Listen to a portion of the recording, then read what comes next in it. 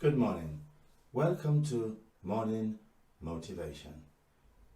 We have been looking at the theory of motivation, particularly focusing on the different aspects of motivation. What really motivates people?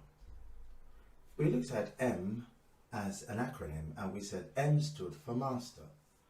We were focusing on the end of the theory of motivation as it applies to the well-known theory of Abraham Maslow, that in order to be motivated, we must master our craft. That by mastering something, it gives us a form of feedback, and that feedback provides motivation in itself. We're going to look at the theory of motivation from a sociological and a psychological perspective, using two well-known theories of motivation, one known as Henry Mintzberg and the other Abraham Maslow. Abraham Maslow spoke about the hierarchy of human needs. He segregated the needs of humans in different categories, and that by having this particular need, humans are able to stay motivated.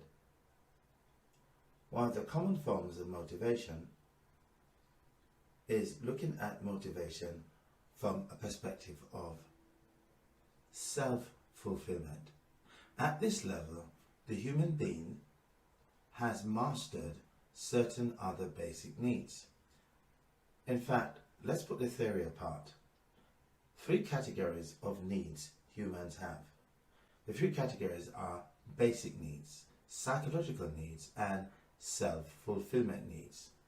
At the basic needs level, it says for a human to have a level of motivation, they should first have their physiological needs met, which means there must be an appetite or environment for them to have rest. And these are the basic economic needs, which the economist calls food, clothing, and shelter. And that one must have these factors in place before they can be motivated enough to take on other forms of lively pursuits. So one first needs not to be hungry. One needs a fresh supply of water, needs to be adequately warm, particularly in a cold country, and should have the ability to have rest. And these are the basic factors. However, this has been criticized on the basis of in other cultures and other parts of the world, there are people who don't have a place of rest, yet they're motivated enough to pursue other goals. So is this a westernized philosophy and not thus a basic formula that follows every person, regardless of geographical location? Then there's the need for safety. The next tier of human need is the need for security and safety. The need for not having your personal things being looted by someone else.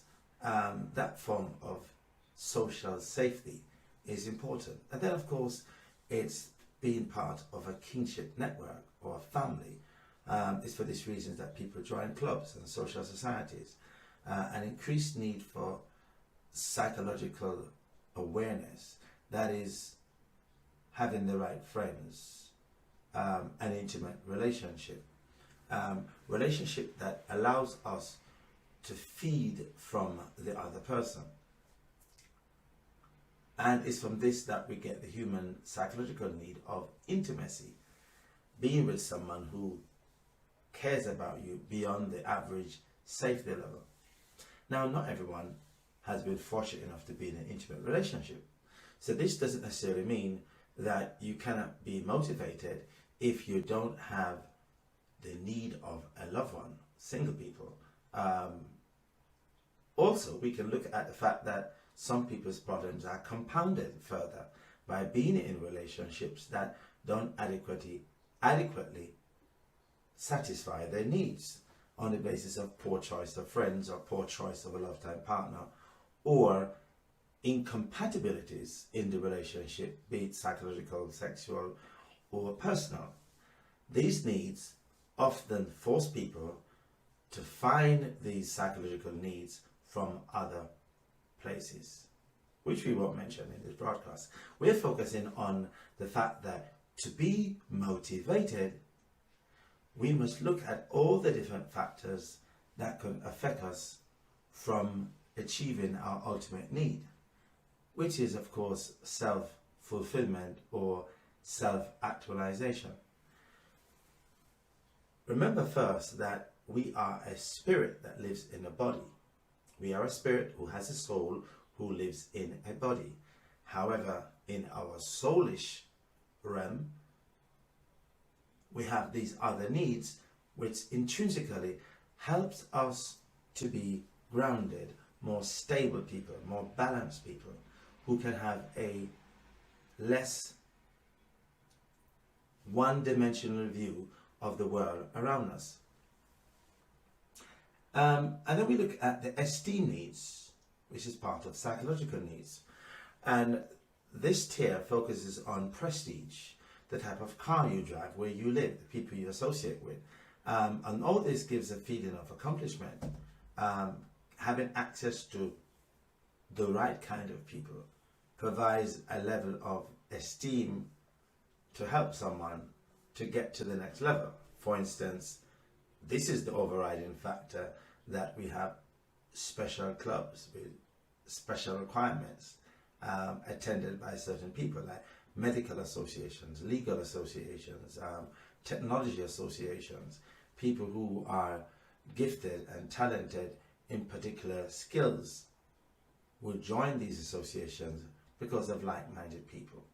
The golf clubs, the sports clubs, all these are outlets for providing esteem needs. Then there's the church that provides a level of spiritual needs for which people want to be a part of. However, people often don't stay in these groups if they don't find like-minded people, and if the people who are part of their peer groups don't give them the feedback and the social esteem that they are looking for. Then there is the self-fulfillment need of achievement. And this is at the pinnacle of the chart what we aspire to. Not just CEOs, not just fund managers and people on six-digit incomes, but anyone who has a hierarchy of needs will always aspire to achieve their ultimate goal, which could be whatever that written goal or vision is.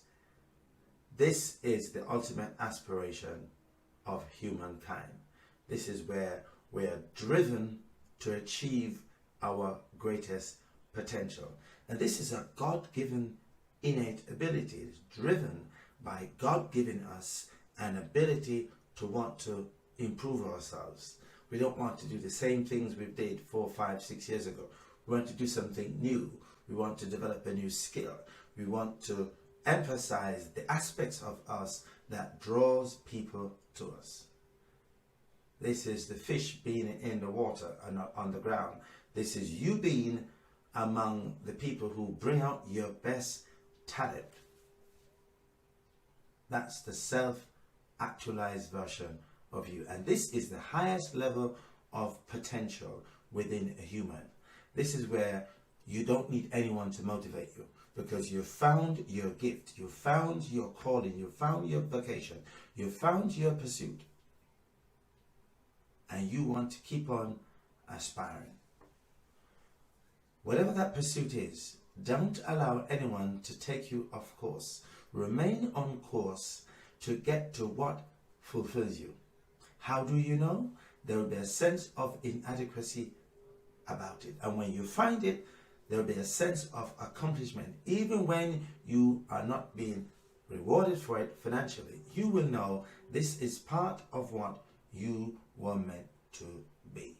Therefore, you don't need any intrinsic factor to motivate you, because you can see your way out.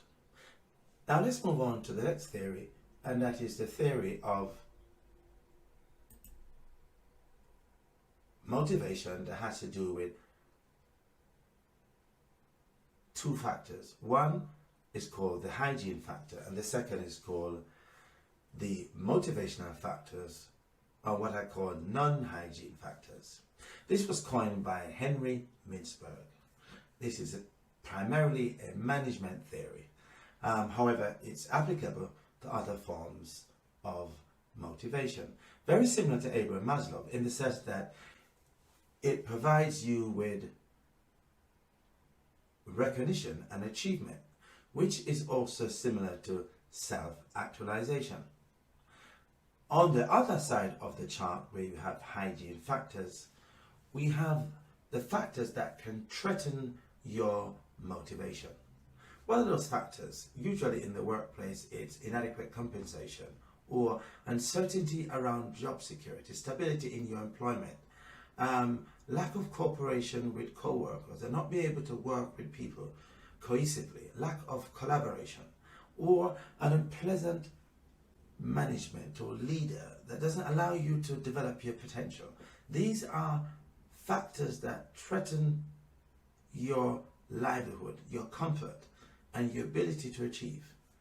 This doesn't just happen in the workplace. This can also happen in local clubs, communities, as well as churches. Uncomfortable working environment. A working environment that's not conducive to you remaining in a safe environment. It could be lack of ergonomics due to facilities around computers, seating areas, lighting areas, flickering lights from computers. All these things can impact your ability to be motivated and can be a source of headache and migraines and so forth. Not having a environment that's ergonomic. Lack of safety in the workplace. Not being able to trust in someone, not being able to communicate with the right people, and times in terms of line management. These are all factors that affect your ability to be motivated in the workplace. On the other side of the factors, we're looking at, we can talk about opportunities for advancement. If you're in any organization and there's a lack of ability to get to the next level of your vision, this will affect your motivation and will perhaps stimulate you going elsewhere. Responsibility. Are you shouldering the responsibilities that you think you are capable of? It could be a lack of, or it could be too much. Usually it's a lack of that drives someone not to be motivated. Personal development. Is there a need for you to develop to your highest potential? Is there training that allows you to get to this level of accomplishment? What is the quality of work itself?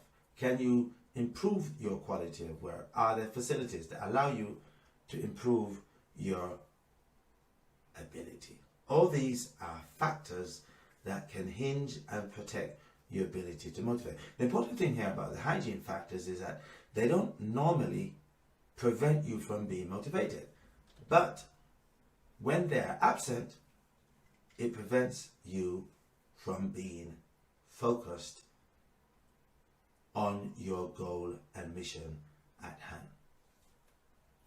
Motivational theory is just one way of keeping us motivated. What we must look at, not just scientifically, but what are the different roles that these play in our life on a daily basis? Which one of these factors are the factors that keep you focused? If we look at the theory of Abraham Maslow, what we can learn from it is that when we don't have a sense of belonging, a sense of safety, a sense of physiological needs, after a while, they can affect our ability to achieve at the highest level. If you remove any of these factors, primarily our belonging, our safety, and our need for obviously food, it hinges on our ability to remain focused.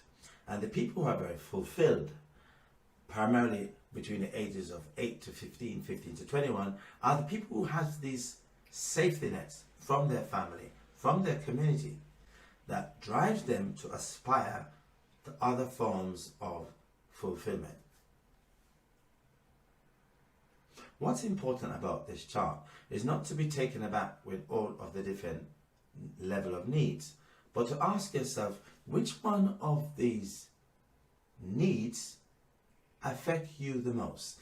Think of experiences you've had in your life. Was it a family that affected your need for safety? Was it psychological? Was it where you lived? Was it the environment? Was it the people who you stayed with? Which one of these needs affected your outlook and your level of achievement? It's important to identify this particular emotional quotient so that it can help you to understand the kind of things that actually motivate you. For others, these factors might not affect them. But for some people, it may be that the drive for them to achieve comes from their environment, their safety net, their immediate surroundings, their family. From others, it might just be the self-esteem that comes from friends. Some people can go to different environments and pull from those environments a need to accomplish more, such as traveling. Going to different places can be a source of motivation. You must find out which area on this chart provides you with the best need, psychological, basic, or social, that can funnel you to your highest level of motivation. You may find out that you're relatively robust enough to go from any of these different needs and still be motivated. In other words, if your safety net is compromised, you can find it in your family relationships, or if your family relationship is compromised, you can find it in the workplace, and so on and so forth. There's different ways to interpret and navigate your way around this chart. It doesn't necessarily mean that you must have all of them in place.